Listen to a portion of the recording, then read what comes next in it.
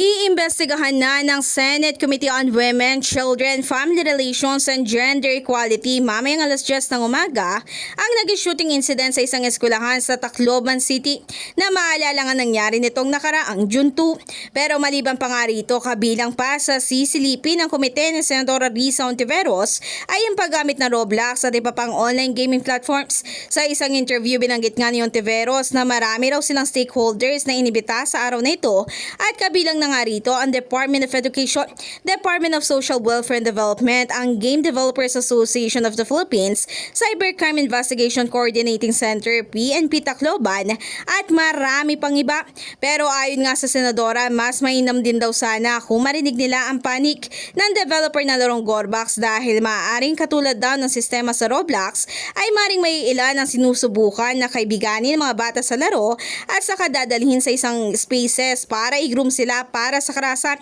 Kamakailan matatandang nagsabi nga ang developer ng larong Gorbox na hindi ito makakadalo via face-to-face man o online. Matapos naman ito ay agad ding nakatanggap ng bashing ang senadora kung kaya't paglilinaw niya ay wala naman siya sinabi kailanman na nais niyang ipagbawal ang larong ito o anumang video game dahil wala pa naman daw rekomendasyon ang kanilang komite dahil magsasagawa pa nga lang sila ng pagdinig ngayong araw. In the heart of changing lives, ako si Brigada Ann Cortas ng 105.1 Brigada News FM Manila, the Music News Authority.